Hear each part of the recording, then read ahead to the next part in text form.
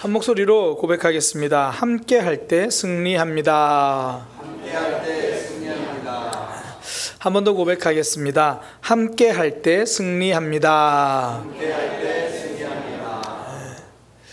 제가 20대 초반에 처음으로 이 사랑니를 뽑았습니다. 이쪽에 있는 사랑니를 뽑았는데요. 그때 사랑니를 뽑을 때 그 사랑니가 옆으로 굉장히 많이 누워서 뽑을 때 고생을 좀 많이 했어요. 아직도 이제 그 병원 치과도 기억나는데 치과 이름도 이편한 치과, 이름이 그렇더라고요. 그 치과 의사 선생님이 이제 뽑으면서도 그런 얘기를 계속 하셨어요. 그러니까 이렇게 누운 사랑니는 대학병원 가야만 뽑아주는 거다. 굉장히 위험하다. 그러면서 본인은 이걸 뽑을 수 있다고 이제 그 실력을 자랑하면서 1시간 반 넘게 뽑았어요. 그러니까 굉장히 옆으로 완전 누워가지고 굉장히 고생을 했습니다. 근데 진짜 실력이 좋았어요. 잘 뽑았습니다. 뽑고 그 후에 이제 뭐 이렇게 잇몸도 다시 잘 이렇게 바느질 잘 하고 그래가지고 지금까지 이제 이상 없이 잘 지내고 있습니다. 그런데요, 분명히 잘 뽑고 잘 마무리가 됐거든요. 그런데 몸이 컨디션이 안 좋거나 몸이 이상이 있으면 아직도 이 잇몸 이쪽부터 잇몸이 부어요. 그러니까 벌써 25년이 지난 일인데도 몸 컨디션이 다운되면 그 자리부터 이렇게 붓더라고요. 근데 이건 저만 그런 게 아닌 것 같아요. 수술하신 분들이나 혹은 크게 다친 분들은 분명히 수술 잘 됐고 다친 거 다 회복됐는데 몸의 컨디션이 안 좋거나 많이 피곤하면 그 부위가 붓거나 혹은 뭐 쑤시거나 뭐 그런 이야기를 들어요. 그러니까 컨디션이 안 좋을 때는 약한 부분에서부터 표가 나기 시작한다는 거죠. 근데 이게 영적으로 봐도 그래요. 이 하나님과 마귀의 차이가 이건데, 하나님은요 약한 부분이 있으면 그 부분을 붙들어 주세요. 그 부분을 지켜주시거든요. 근데 마귀는 사람의 가장 약한 부분 있잖아요. 약할 때 그걸 건드리기 시작하는 거예요. 예를 들어 우리 하나님의 일하심을 보면, 성경에 보면 고아와 과부를 돌보라, 챙겨주라, 그런 얘기 진짜 많이 하잖아요. 그러니까 연약한 삶을 하나님은 연약하니까 아우 쟤네들은 연약하고 어쩔 수 없지 이게 아니라 세워주라는 거예요. 보호해주라는 거죠. 심지어 야고보서에는 경건이란 고아와 과부를 돌보는 게 경건이래요. 그러니까 막 예배 열심히 드리고 기도하고 말씀 보고 그걸 말하기 전에 약한 이들을 도와주는 거, 그게 경건이라는 거죠. 이게 하나님의 마음이에요. 그러니까 삶의 약한 부분을 하나님은 돌보신다는 거예요. 마음이 약할 때도 그렇죠. 성경에 보면 두려워하는 이들에게 하나님이 야 너는 왜 그렇게 믿음이 없냐, 왜 두려워하냐, 그런 게 아니라 두려워하느냐, 걱정하지 마라, 내가 너와 함께 하겠다. 약한 부분, 연약한 부분을 하나님은 품어주시고 지켜주신다는 거죠. 그래서 우리가 예배를 통해서 힘을 얻잖아요.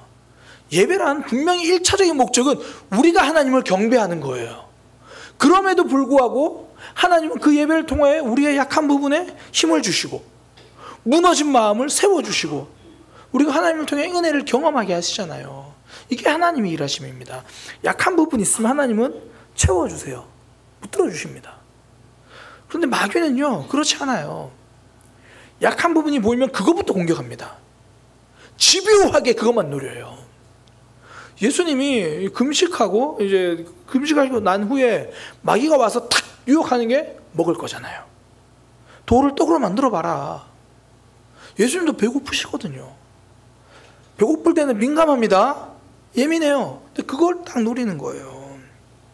그 취약한 틈을 통해서 시험하는 거죠. 오늘 우리가 신앙생활 하다 보면 나 자신도 그렇고요, 우리 옆에 있는 이들 보면 항상 가장 약한 부분을 틈타서 이 사단이 들어오잖아요. 어떤 분들은 이 사람과의 관계가 늘 힘들고 그게 늘 고민인 분들이 있어요. 그럼 항상 마귀의 시험은 사람으로 와요. 사람의 말, 사람의 행동, 그 모습으로 넘어지게 만들고, 또 어떤 분들은 유독 돈에 좀 민감한 분들이 있잖아요. 그러면 그 부분에 대해서 항상 믿음의 갈등을 겪고 그걸로 넘어지게 만들고, 또 뭐 자존심에 목숨 거는 애들도 있잖아요. 그러면 항상 마귀는 그 자존심 부분부터 건드리거든요. 그러니까 약한 부분을 집요하게 공격해가지고 넘어지게 만들어요. 우리가 오늘 지금 함께 살펴본 그 성경, 함께 읽은 성경이 이 아말렉이라는 곳과 전쟁을 하는데요. 그 아말렉이 이스라엘을 언제 공격했냐면 가장 약할 때요. 가장 약할 때 가장 약한 부분을 공격합니다. 이제 이 아말렉과의 전투의 이 배경이 신명기 25장에 보면 나와요. 25장 17절 18절을 보면 너희는 애굽에서 나온 길에 아말렉이 너희에게 행한 일을 기억하라. 곧 그들이 너를 길에서 만나 너희가 피곤할 때에 이제 금방 나와가지고 두렵고 지치고 힘들 때 그때 공격했다는 거예요. 그리고 어떤 일을 공격했냐면 뒤에 떨어진 약한 자들을 쳤고, 아말렉과의 전투는요 약한 부분을 노려가지고 그 부분에 공격받은 전쟁입니다. 그러니까 가장 힘들고 어려울 때, 그럼에도 불구하고 하나님은 이스라엘 지켜주십니다. 앞서 말씀드렸잖아요. 사단은 약한 부분 집요하게 공격할 때 하나님은 지켜주시고 승리를 만들어 가시거든요. 그래서 성경은 이 전쟁 끝에 이렇게 말합니다. 출애굽기 17장 6절에 이르되 하나님께서 여호와께서 맹세하시기를 여호와께서 아말렉과 더불어 대대로 싸우리라. 앞으로 내가 아말렉을 붙어보겠다, 그 말이 아니라 이제 아말렉은 패배했다는 거예요. 하나님이 승리하셨고 앞으로도 영원히 하나님의 승리 아래 있을 거다, 그 얘기를 하시는 거죠. 약함을 틈타서 마귀는 공격을 해요. 아말렉은 공격을 합니다. 하나님 그때도 승리를 만들어 주시죠. 우리가 지난주까지 이 사사기 살펴봤잖아요. 사사기의 기도원 살펴봤잖아요. 그때 우리 지난주 설교 제목이 기억나시나요? 이런 거 물어보면 안 되는데, 지난주 설교 제목이 전쟁은, 승리는 처음부터 끝까지 하나님이 하신다는 거예요. 성경에 나온 모든 전쟁이 그렇습니다. 하나님이 승리하시는 거예요. 그런데 그 승리마다, 그 전쟁마다 하나님이 승리하는데 사용하시는 패턴들이 있어요. 예를 들어 우리가 기도원을 쭉 살펴봤지만, 기도원은 하나님이 그 믿음을 한 걸음 한 걸음 인도하면서 승리하게 만들어요. 처음에는 하나님 함께 하시면 우리가 이런 일이 있습니까? 그 정도였는데 하나님이 그에게 이제 재물을 받으시는 기적을 보여주시고, 아직까지 갈등하고 믿음에 두려움 있는 이에게 야, 너희 아버지 우상 그 바알과 아세라상 찍어라. 밤에 몰래 갔는데도 하나님 인정해 주시고, 그리고 전쟁할 때도 자신이 없으니까 양털 시험 이걸 통해서 하나하나 한 걸음 한 걸음 인도하시면서 승리하게 만드세요. 우리 삶이 그렇잖아요. 예수님 믿자마자 나 순교할래요, 이런 믿음 없잖아요. 그렇게 말하면 둘 중에 하나예요. 잘 모르거나 순교라는 단어의 뜻을 모르거나. 그러니까 믿음이라는 게 한 걸음 한 걸음 하면 승리하게 만드세요. 그렇게 승리가 있고, 또 오늘 본문에 보니까 약함을 마귀가 공격할 때 하나님이 주신 승리는, 오늘 본문에서는 그 승리가 어떻게 그 가운데 승리하게 하시는가, 오늘 그걸 살펴보려고 하는 거예요. 오늘 본문의 굉장히 독특한 특징이 뭐냐면, 하나님이 약함을 공격받고 있는 그들에게 승리를 주시면서 사용하신 방법이 연합이에요. 함께 해서 승리하게 만드십니다. 이 아말렉 부분은 굉장히 독특하게 그 부분이 굉장히 강조되어 있거든요. 이 출애굽기 17장 9절에 보면 이렇게 말합니다. 아말렉이 공격해 오니까 모세가 요수아를 불러요. 야, 요수아야, 일단 네가 사람을 선택해서 나가서 아말렉과 싸워라. 요수아는 현장으로 보내요. 전투 현장으로 보냅니다. 그리고 모세는 자기도 전쟁의 현장으로 간다는 거예요. 그 전쟁이 뭐냐면, 내가 하나님의 지팡이로 손을 잡고 산 꼭대기에 설 거다. 요수아야, 너는 전쟁의 최전방에 서라. 나는 무서우니까 산 꼭대기에 피해 있겠다, 그 말이 아니고요. 요수아는 칼을 들고 싸운다면 모세의 전장은 기도하는 전장이라는 거예요. 나는 기도하겠다. 요수아를 홀로 전쟁터의 현장으로 보낸 게 아닙니다. 실제로 성경은요, 아주 놀랍게도 그렇게 현장에 가 있는 요수아 칼에 전쟁이 달려있다 그렇지 않고, 산 꼭대기에서 손들고 기도하는 그 모세의 팔에 하나님이 책임이 있다 말씀하세요. 그게 출애굽기 17장 11절입니다. 모세가 손을 들면 이스라엘이 이기고 손을 내리면 아말렉이 이기더니. 지금 칼 들고 현장에 나가 있는 거는 요수아예요. 그러면 우리의 생각으로는 요수아가 칼을 들면 이기고 요수아가 지쳐서 칼을 내리면 져야 하는데, 하나님은 그 책임을 요수아에게 묻는 것이 아니라 산 꼭대기에서 기도하고 있는, 현장과 떨어져 있는 뒤쪽에서 기도하고 있는 그 모세에게 하나님은 그 책임이 있다고 말씀하십니다. 어떤 전쟁이든지 현장과 기도하는 지휘소는 함께 하는 거예요. 세상은요, 문제가 생기면 현장에 먼저 집중합니다. 왜 그때 실수했냐? 왜 말을 그렇게 했냐? 왜 그렇게 행동했냐? 왜 돌아보지 못했냐? 현장을 자꾸 먼저 꾸짖어요. 그러나 오늘 하나님이 우리에게 말씀하시는 거, 현장을 꾸짖기 전에 기도의 지휘소를 먼저 점검하라는 거죠. 지금 앞에서 수고하고 애쓴 이들에게 책임을 묻기 전에 뒤에서 나는 간절히 기도했는가? 성경은 그 책임을 이야기합니다. 함께 한다는 거예요. 이걸 우리 뭐 예배 현장으로 본다면, 우리 예배할 때 가장 앞에서 드러나는 거는 우리 예배팀이잖아요. 찬양팀. 그리고 뒤에 있지만 가장 많이 드러나는 게 영상팀이잖아요. 음향 영상. 최전선에서 앞에 보이는 자리에서 예배를 섬겨요.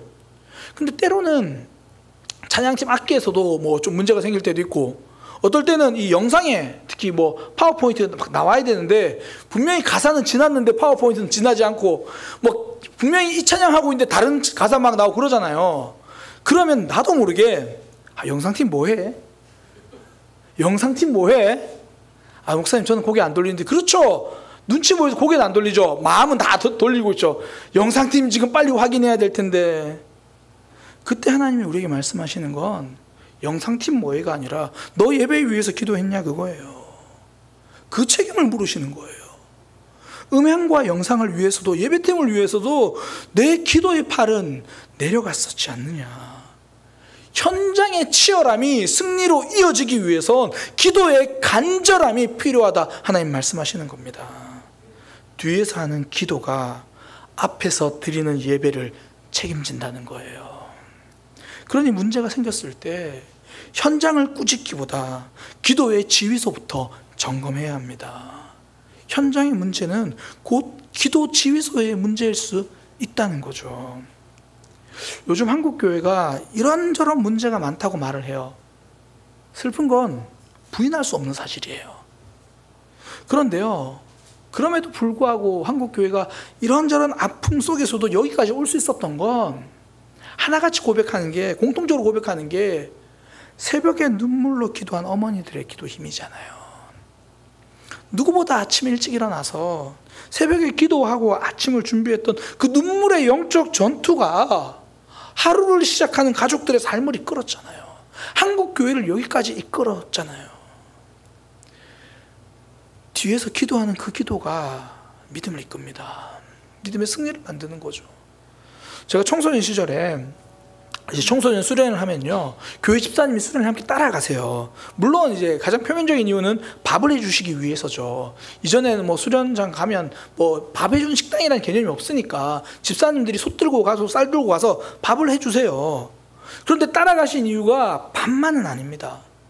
식사 전후에는 밥을 하고 정리하시지만 저녁에 수련 집회 때는요, 집사님들이 그 수련 집회를 위해서 기도하시는 거예요. 학생들은 대예배실에서 집회하고 있으면 어른들은 거기에 참석하지도 않아요. 그 예배실에 따로 그 공간에서 학생들을 위해서 간절히 기도하는 거예요. 수련회는 영적인 치열한 전장이잖아요. 그 전장에 자녀를 보내놓고 이제 기도로 싸우는 거죠. 치열한 현장에 혼자 보내지 않습니다. 뒤에서 간절하게 기도할 때 앞에서 놀라운 은혜를 경험하는 거예요. 오늘 우리 대표 기도자도 내일부터 있을 학생 수련을 위해서 기도하시더라고요. 마찬가지예요. 내일부터 학생 수련 하잖아요. 저는 기대가 돼요. 내일 새벽 기도 다 나오시겠구나. 우리 학생들의 은혜는 기도하는 무릎인 거죠. 하나님 그 얘기를 하시는 거예요. 지금도 동일합니다. 보통 요즘 자녀들이 많이 커서 이제 직장 생활도 하고 그러잖아요. 자녀들은 아침에 출근할 때 보면, 학교 갈 때도 그렇고 자기도 준비만 해요. 자기들 삶을 막 챙기고 급하게 하루 시작하거든요. 부모님들은 어때요? 그 자녀들 준비 다 도와주고 자신들의 출근까지 준비하잖아요. 뭐 밥 챙겨주고 일단 깨워주는 것부터 시작하죠. 깨워주기 시작하고, 어떤 아버지는 아침만 되면 카 레이서가 된대요. 그러니까 차로 자녀 태워주고 본인 또 나중에 있다 또 출근하고. 그런데 그런 도움으로만 끝낼 수 없습니다. 오늘 하루 믿음의 승리를 자녀들이 이어갈 수 있도록 기도해 주는 거죠. 그 기도의 간절함이 치열한 삶에서 믿음 놓치지 않고 살아갈 수 있게 되는 진짜 도움입니다. 우리가 가족들에게 더 넉넉하게 경제적인 도움을 줄 수 있으면 좋죠. 그러나 그것보다 더 중요한 게 기도로 그들의 삶을 지지해 주는 거예요. 기도로 지지해 줄 때 믿음으로 승리합니다. 이건 우리 교회도 동일해요. 누군가 앞에서 수고하고 애쓰는 사람들이 있죠. 근데 모두가 그 일을 할 수는 없잖아요. 단순하게 찬양팀으로 생각하면 앞에 나와서 모두가 찬양할 수는 없잖아요. 영상팀 모두가 들어가면 좁아서 큰일 납니다. 그러나 모두가 찬양팀일 수는 없지만 모두가 기도할 수는 있습니다. 우리가 그 자리에서 함께 할 수 있는 거죠. 하나님은 현장에서 여호수아의 칼을 통해서 승리하셨지만 그 책임은 기도하는 모세에게 있다고 말씀하시죠. 사무엘은 이걸 참 잘 알았던 것 같아요. 그래서 사무엘은 내가 이스라엘을 위해서 기도를 쉬지 않겠다고 이야기해요. 심지어 그 쉬는 것이 죄라고 이야기합니다. 사무엘상 12장 23절 나는 너희를 위하여 기도하기를 쉬는 죄를 여호와 앞에서 결단코 범하지 않겠다. 지금 이 장면이에요. 사무엘이 현장에서 한 걸음 물러서는 장면입니다. 사울을 왕으로 세웠어요. 그리고 이제 사울이 전면으로 드러나고 사무엘을 한 걸음 물러서면서 지금 고백하는 게 나는 이제 앞에서는 물러섭니다. 그러나 여러분들을 위해서 기도만큼은 쉬지 않겠습니다. 그것이 쉰다면, 내가 기도하지 않는다면 그게 하나님 앞에서 범죄하는 거라는 걸 제가 놓치지 않겠습니다. 왜 이렇게까지 말합니까? 믿음의 승리가 뒤에서 기도하는 그 기도의 동역에 달려있다는 걸 알았기 때문입니다. 모세는 여호수아를 전쟁 한복판으로 보내요.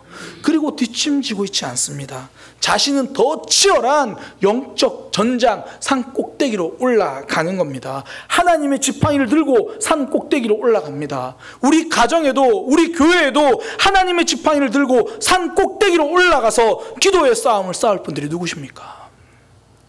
하나님은 그 기도의 자리를 통해 영적인 승리를 만들어 가시는 거예요. 우리가 얼마나 연약함 때문에 시험 들고 힘들어합니까? 하나님 그 영적인 승리를 만드는 모습 함께 하라는 거예요.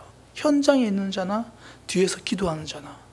그리고 기도하는 그도 지쳐서 힘들어할 수 있으니 옆에서 도와주라.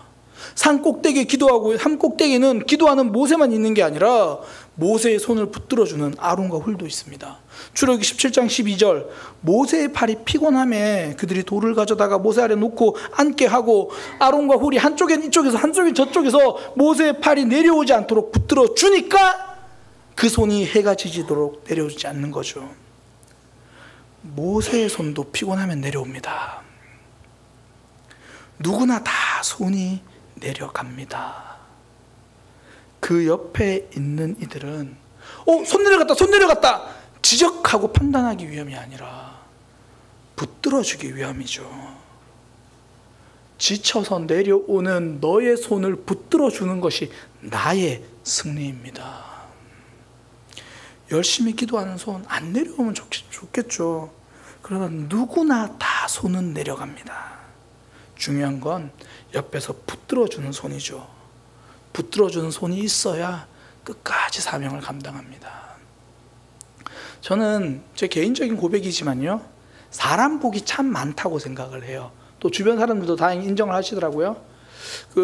이제 제가 우리 교회에서 처음 이제 담임 목회를 하면서 이제 새로운 사역자를 이제 찾아야 돼요. 새로운 사역자, 이제 부사역자를 세워야 되는 그 시점에 처음에는 굉장히 자신감이 있었어요. 보통 지방에는 사역자들이 잘 이제 안 온다고 하는데 서울이잖아요, 교회가.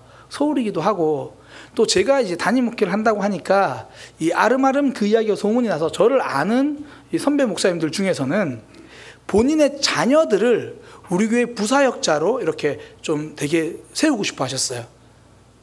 이럴 때는 좀 감탄하는 표정도 지어주셔도 돼요. 우리 애들이 우리 그 박 목사님 밑에서 좀 배우면 좋겠다, 뭐 그런 마음이었어요.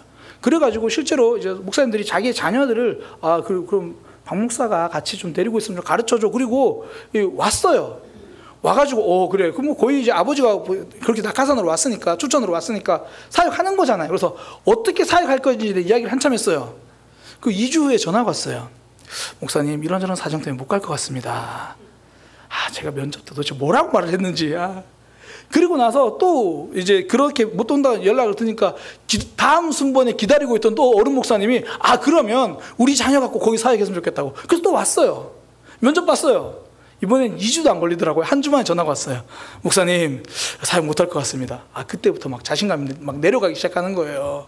제일 처음에 이제 그 전에 사역하던 전사님한테 11월까지 사역을 하시고 12월부터 새로운 분이 오십니다 그랬거든요. 12월까지도 좀 사역을 해주셔야 될 것 같은데요. 그 찾다 못 찾아가지고 어쩔 수 없이 다른 교단 출신 사역자를 아름아름 오게 한 거예요. 우리 교단 출신도 아니고 순복음교회에서 사역 한 번도 안 해본 이재균이라는 전사가 이제 온 거예요. 그렇게 9년을 함께 했습니다. 그리고 저도 목회하다 보면 지쳐서 팔이 내려올 때가 있거든요. 그러면 또 그 이전사님, 이제 목사님이죠. 이 목사님 커플이 기가 막히게 알아요. 그래서 전화해요. 목사님, 식사 함께 하시죠. 그래가지고 같이 저녁 먹고 늦게까지 차 마시고 대화하고, 그럼 서로 격려하고 위로하고 힘을 얻고. 그러니까 담임 목사 팔이 내려오는 걸 누구보다 잘 아니까 그거 먼저 와서 붙들어 세워 주는 거죠. 제가 참 이 정도면 사람 복 있지 않나요? 그리고 이번에 오신 설삼일 전사님, 제가 함께 사역하면서요, 생각지도 못한 제안을 전사님께 받았어요. 하나는 전사님이 그런 얘기를 하시는 거예요. 목사님, 월요일에 새벽 예배 마치고 저와 함께 러닝 하실래요? 아니, 부사역자가, 담임 목사가 자꾸 배가 나오고 살이 찌니까 이거 뭐라도 도와야겠다 생각하니까 함께 뛰자는 거예요. 이게 진짜 엄청난 제안인 게, 저도 부사역자로 있어봤지만 저도 부사역자 때 담임 목사님이랑 등산도 가고요, 월요일에 등산도 가고 운동도 하고 했어요. 근데 제가 먼저 하자고 말한 적은 한 번도 없어요. 이게 직장인들로 말하면, 이제 직장 생활 한 지 한 3개월도 안 된, 한 1, 2개월 된 그 신입사원이 부장님한테, 부장님, 주말에 뭐 하십니까? 저랑 같이 등산 가시죠. 뭐 이런 거예요. 그거 제가 잘 못 뛰니까 이제 굉장히 천천히 뛰더라고요. 그 제가 이 설사명 전사님이 평일에도 학교에서 매일 아침 러닝을 한다는 소식 제가 소문을 들었거든요. 그래서 같이 러닝을 하는 전사님께 연락을 해봤어요. 도대체 평소에는 어느 정도 속도로 뛰는지. 그랬더니 평소에 매일 같이 뛰는 김성진 전사님이 제가 뛰는 것보다 2배 빠르게 뛴다는 거예요. 저랑 같이 뛰는 거리보다 2배는 더 멀리 뛴다는 거예요. 그 말은 월요일에 저랑 뛰는 거는 본인에게는 하나도 도움이 안 된다는 얘기예요. 그리고 본인이 월요일 새벽기도 본인이 설교하거든요. 마치고 저를 데리고 뛰어주는 거예요. 그러니까 뭐 체력적인 부분들, 건강이 염려되니까 함께 해주겠다고 세워주는 거죠. 이 정도면 인복 있지 않나요? 사실 저만 그런가요? 우리 전사님들만의 이야기인가요? 우리 지체들이 있어서 지금 뭐 이제 거의 횟수로 10년째인데 함께 이렇게 사역하고 있잖아요. 담임 목사님 저도 팔이 내려올 때가 많습니다. 근데 옆에서 붙들어 주니까 함께 그 사명을 감당할 수 있죠. 누구나 다 팔이 내려올 수 있습니다. 그때 옆에 있는 사람들의 사명은 지적이 아니라 붙들어 줌이죠. 팔 내려오면 안 돼. 팔 들어. 이 이야기를 언제 가장 많이 하나요? 애들 벌 쓸 때. 야, 너 팔 들어. 팔 들으라고 말하는 건 벌 세우는 거지 도와주는 게 아닙니다. 도움은 말이 아니라 팔로 하는 거예요. 내려오는 너의 손 붙들어 주는 것이 나의 승리입니다. 누구나 약할 수 있죠. 사단은 그 약함을 집요하게 공격해요. 그때 믿음을 승리하는 비결, 기도의 중요성을 알고 뒤에서 간절히 기도하고, 누군가 팔이 내려올 때 대신 그 팔을 붙들어 주는 것, 그때 믿음의 승리가 완성되는 겁니다. 하나님 오늘 본문을 통해 그걸 보여주시는 거죠. 그리고 또 하나, 하나님의 본문을 통해서 본문의 승리 가운데 우리에게 말씀하시는 것, 믿음의 승리, 지금 곁에 있는 사람들과 함께 하는 것도 중요하지만 그 다음 세대까지 이어서 그 승리를 만들어가라 말씀하십니다. 그게 출애굽기 17장 14절, 여호와께서 모세에게 이르시되 이것을 책에 기록하여 기념하게 하고 여호수아의 귀에 외워 들리라. 지금 모세가 승리했는데 여호수아에게도 이 승리를 듣도록 하라는 거예요. 믿음의 승리를 당대에서 끝내지 마라. 지금 곁에 있는 사람들과 함께 승리를 만들었으면 이제 앞으로 이어질 다음 세대 그 사람들도 이 승리를 경험하게 하라는 거예요. 우승은 한 번의 승리로 만들어지지 않습니다. 이어서 승리할 때 만들어지죠. 믿음의 승리도 그렇습니다. 당대의 화려한 믿음도 귀하죠. 그러나 다음 세대로 이어지지 못하면 그 화려한 승리는 안타까운 과거가 되어버립니다. 승리는 다음 세대로 이어져야 진짜 제대로 된 승리죠. 이스라엘은 이거 실패했잖아요. 그게 사사기 2장 10절입니다. 그 세대의 사람들도 다 조상들에게 돌아가고 그 후에 일어난 다른 세대는 여호와를 알지 못하며 여호와께서 이스라엘 위하여 행하신 일도 알지 못하였더라. 이 앞에 성경에 보면 여호수아의 죽음이 기록돼요. 여호수아까지는 하나님을 알았어요. 그 승리를 알았어요. 그러나 그 이후에는 승리의 하나님을 놓쳐버렸습니다. 하나님은 지금 이 아말렉과의 승리가, 연약함 가운데 공격했던 그 시험에서 승리한 이 승리가 당대가 아닌 그 다음 세대까지 이어지기를 원하시는 거죠. 그래야 진정한 승리입니다. 그래서 성경은 모세가 쌓은 제단에 주목하잖아요. 17장 15절에 모세가 제단을 쌓고 그 이름을 여호와 니시라고 하고, 여호와 니시, 하나님의 깃발, 하나님은 내 깃발이시다, 그런 뜻입니다. 이 의미로는 우리가 하나님 깃발 아래에 있을 때 승리한다는 의미가 될 것이고, 또한 우리의 승리는 하나님이 바로 우리의 승리 보증수표다, 이런 의미죠. 그런데 이걸 제단을 쌓고 이름을 붙여요. 무슨 이야기입니까? 오가는 세대들이 이거 보고 기억하라는 거예요. 우리가 생명 걸고 물려주어야 하고 싶은 건, 물려줘야 할 것, 물려주고 싶은 것은 여호와 니시입니다. 승리의 하나님. 지금 우리 사랑의 교회 많은 이들이 청년들의 신앙 성장을 기뻐하고 자랑스럽게 생각을 합니다. 저도 동일해요. 그런데 여기서 멈출 수는 없습니다. 우리가 정말 잊지 말아야 할 것 중에 하나가요, 청년들은 9년 동안 담당 사역자가 땀과 기도로 섬기고 세웠습니다. 그런 담당 사역자가 있었고, 또 지금도 하나님이 정말 귀한 사역자 보내주셔가지고 청년들 잘 세우고 있어요. 우리 교회 전통 중에 하나가 파트 사역자들이 항상 이 학생들, 청년들 만나면서 신방하고 세워주고 밥 먹고 그러는 거 지금 그렇게 하고 있어요. 그럼 우리 학생들은요? 그럼 우리 주일학교는요? 학생이 어떻게든 버텨, 그냥 청년에 올라가면 돼, 그냥 버티기만 해, 그럴 수 없잖아요. 학생의 6년을 버티는 기간이 되어서는 안 됩니다.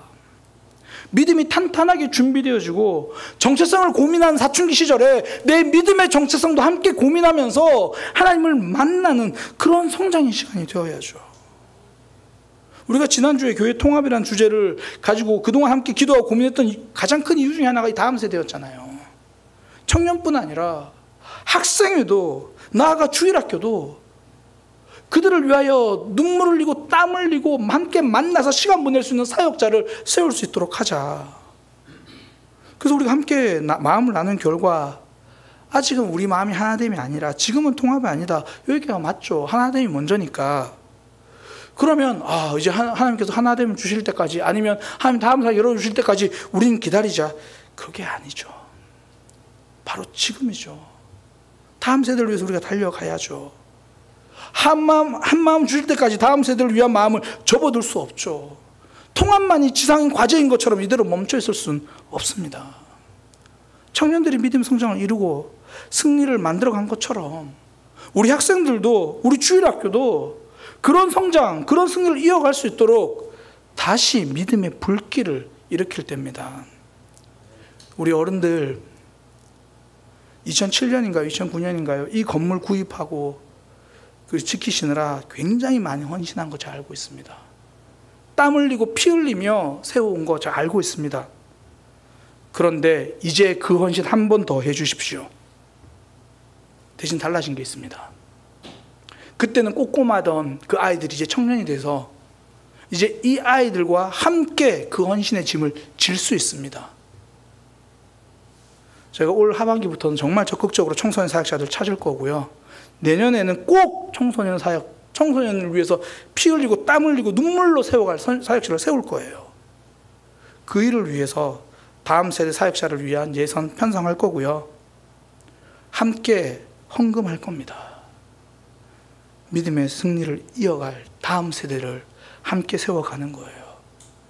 우리 어른들 진짜 피땀 흘려 이 건물 세운 거 압니다. 한 번 더 피 흘려 주십시오. 이제 청년들도 함께 피 흘리며 우리는 9년 동안 사역자들이 세워줬으니 이제 우리 후배들도 사역자들과 함께 설 수 있도록 내가 감당하지 못하는 크기까지 함께 하면서 믿음의 다음 세대로 만들어가기를 소망합니다. 제가 이 말씀을 준비하면서요, 통합이 되어야 꼭 이룰 수 있다고 생각했던 많은 일들이 하나님 우리가 지금부터 만들어가면서 더 아름답게 확장해 가실 수 있다는 꿈이 생기더라고요. 답심리 교회 지체들을 품고 사랑하는 일, 먼저 우리가 여기서부터 손 내밀면서 해야죠. 다음 세대 위한 사역자 세우는 거 다시 한번 피 흘리는 헌신하고 세워가야죠. 이게 통합을 안 하겠다는 것도 아니고 통합을 위해 준비하겠다는 것도 아니고 지금 우리에게 주신 그 사명을, 그 믿음의 승리를 만들어 가겠다는 거예요. 믿음의 승리를 우리 세대에서 끝낼 수 없습니다. 하나님께서는 그 승리를 기억하도록, 그걸 잘 기록해서 여호수아가 읽도록 해라. 그걸 제단으로 만들어서 여호와 니시 하나님이 승리하게 하셨다라고 이름 붙여라. 이 세대는 아름답게 성장하고 다음 세대는 더 놀랍게 일어설 수 있도록 하나님이 그 믿음의 승리를 이어가라고 하시는 겁니다. 믿음의 승리는 계속되어야 합니다. 나 혼자만의 승리로 끝낼 수 없습니다. 누군가 우리의 연약함을 가지고 공격하고 사단은 그걸 가지고 시험 내려고 할 때 함께 이겨나가기를 소망합니다. 현장에서 칼 들고 싸운 사람이 있으면 지휘소에서 눈물을 흘리며 기도하고 그 눈물의 기도가 지쳐서 손이 내려오면 내가 옆에서 붙들어주고, 그리고 이 하나됨의 승리가 다음 세대까지 이어갈 수 있도록 우리는 함께 할 때에 하나님이 주신 승리를 누립니다. 그 승리를 만들어가는 저와 여러분 되기를 소망합니다.